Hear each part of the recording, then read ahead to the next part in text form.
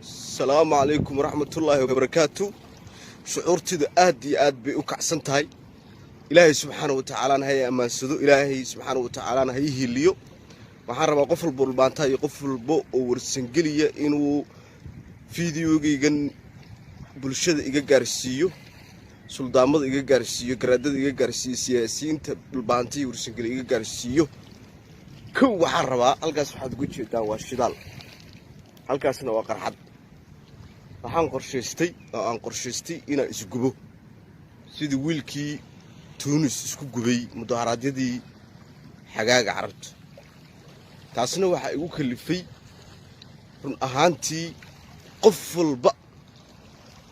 ilaahay wuxuu siiyay deegaan qof walba wuxuu jecel deegaankiisa inuu horumariyo deegaankiisa inuu ku noolaado deegaankiisa inuu xor u noqdo deegaankiisa inuu u taliyo hase yeeshee labada beelood oo harti gaar ahaan beesha aan ka soo jeedo dhulbaante waxay noqdeen dad la gumeeyo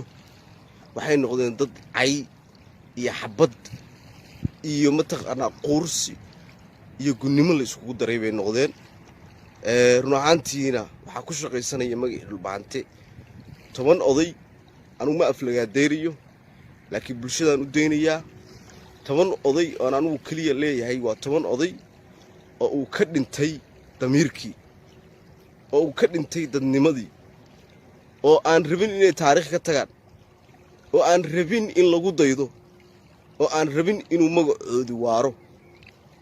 waxaan fariinta ugu weyn u dirayaa suldaanka guud ee beesha Ursangeli iyo garaadka guud ee beesha dhulbaante garaad jaamac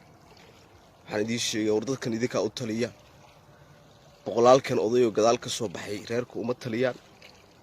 waxaan idinka codsanayaa war ummadda taladoodii dib u soo celiya anigu waxaan idin siinayaa 24 saacadood hadal badanna dhihi maayo sababtoo ah 2 jirka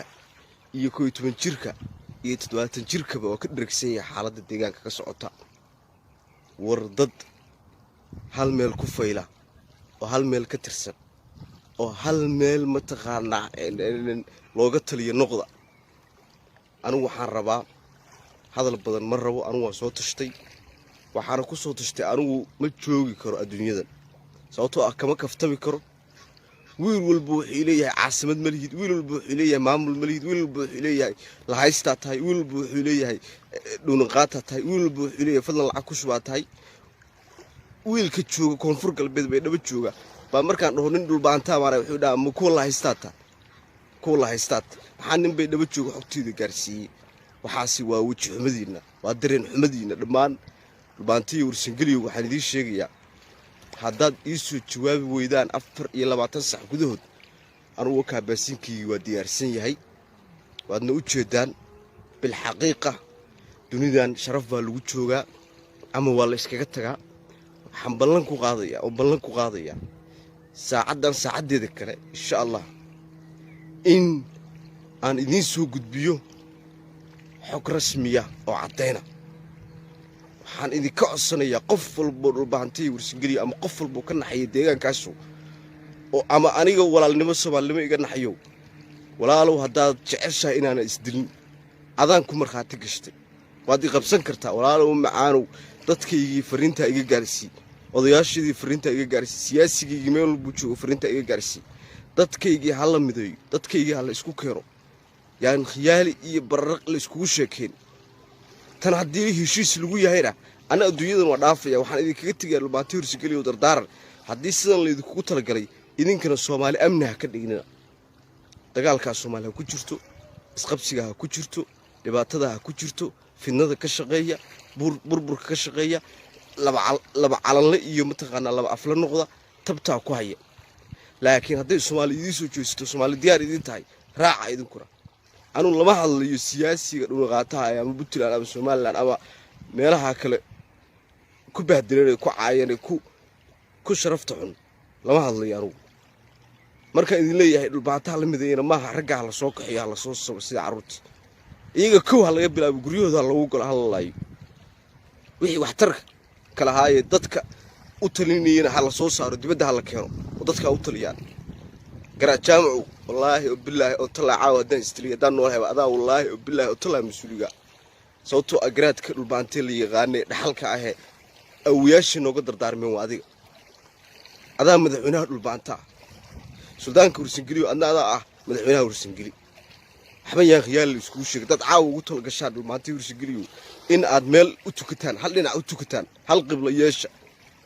5 qibla iyo 6 qibla iyo 10 qibla leediin wallaahi oo billaahi oo tallaahi haddii jawaab cadli soo siin waayo annagu aan xun oo gunnimo aan ku dhaqaaqayaa waan isgubayaa inaan isgubana waxaa mas'uul ka ah dhulbaantay Warsangeli sababtoo abaadilaad anu kuma noolaan karo cay kuma noolaan karo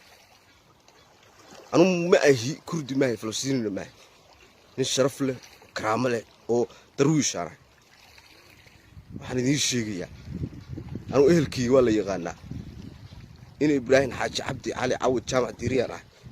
nin xildid iga laabaanay waxaan ka soo jeedaa reerkii dagaalkii u dambeeyay ee Isaaq iyo dhexmar dhulbaantay reerkii sababtoo ah waan ka soo jeedaa 3 wiil iyagu ah 300 halaad intii lagu soo weeraray 300 nin oo Isaaq soo weerartay habar jeclaa jilbaa u aastay baana oo maalin la dagaalamay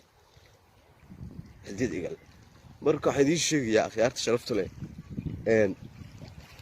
halkan dad baa eegaya runtii shucuurteedu way kacsan tahay ma rabin hadalka dheeri laakiin waxaan idin sheegayaa fariinteeda ii faafiya dulmiga aan ku jiro ka dhiidhiya anigu nin muwaadin aan ahay Soomaaliyeed cid walbaan u damqanayaa cid walbana hay damqato runtii ma soo koobi karo shucuurteeda sababtoo dalkan hadda aan ku raaxaysanay nin baa dhistay nin baa iskale nin baa ubadkiisa uga tagay anna maanta odayaashii 60 jirada aan u dardaarmo werinayaa oo aan leeyahay war maqla dikroys dilaya bal wajh xumada halka taale eeg iyo ragnimo xumada halka taale eeg ragnimo xumada arigu ma sameeynin waa ligu kalif nin eray la yiri isku dilana ma ahi anu waxaan isku dilayaa waaqici yaalan isku dilayaa xaqiiqada taala isku dilayaa anu waan dab isku qabsiinaya anu hadda ma ahi nin ka gubanaya waa li caayi iyo maamul malihi iyo waxa kama gubanaya anu magac xumadan ka gubanaya sababtoo ah markii nin dhulbaanta ama dhulbaantu dhan la caayo qalbiga ay xanuunaya ama nin Warsangeli markii la caayo ama nin siyaasi oo beelaha ka soo jeeda la bahdilo oo la bacsado runtii qalbiga ay xanuunaya maalmo qalbi xanuun ma ku jiro ama waa rawaxaya jawaab baan ka sugay 24 saac assalaamu calaykum waraxmatullaahi wabarakaatuh shucuurteedu aad iyo aad bay u kacsan tahay ilaahay subxaanahu wa ta'aala hay amaansado ilaahay subxaanahu wa ta'aala hay hiliyo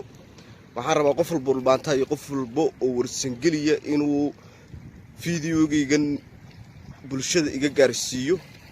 suldaamada iga gaarsiiyo garaadada iga gaarsiiyo siyaasiyiinta dhulbaanta iyo Warsangeli iga gaarsiiyo waxaan rabaa halkaas waxaad ugu jeedaan waa shidaal halkaasna waa qarxad waxaan qorshaystay inaan isgubo sidii wiilkii Tunis isku gubay mudaharaadyadii xagaaga carabta taasna waxa igu kalifay run ahaantii qof walba ilaahay wuxuu siiyay deegaan qof walba wuxuu jeclay deegaankiisa inuu horumariyo deegaankiisa inuu ku noolaado deegaankiisa inuu xor u noqdo deegaankiisa inuu u taliyo hase yeeshee labada beelood oo harti gaar ahaan beesha aan ka soo jeedo dhulbaante waxay noqdeen dad la gumeeyo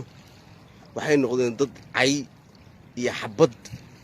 iyo mataqaana qoorsi iyo gunnimo la isku daray bay noqdeen run ahaantiina waxa ku shaqaysanaya magac dhulbaante 10 oday anu ma aflaga deeriyo laakiin bulshadaan u deynayaa 10 oday oo anu kaliya leeyahay waa 10 oday oo uu ka dhintay damiirkii oo uu ka dhintay dadnimadii oo aan rabin inay taariikh ka tagaan oo aan rabin in lagu daydo oo aan rabin inuu magacoodu waaro waxaan fariinta ugu weyn u dirayaa suldaanka guud ee beesha Warsangeli iyo garaadka guud ee beesha dhulbaante garaad jaamac waxaan idin sheegay war dadkan idinka u taliya boqolaalkan oday oo gadaal ka soo baxay reerku uma taliyaan waxaan idinka codsanayaa war ummadda taladoodii dib u soo celiya anu waxaan idin siinayaa 24 saacadood hadal badanna dhihi maayo sababtoo ah 2 jirka iyo 11 jirka iyo 70 jirkaba waa ka dharagsan yahay xaaladda deegaanka ka socota war dad hal meel ku fayla oo hal meel ka tirsan oo hal meel mataqaanaa looga taliyo noqda.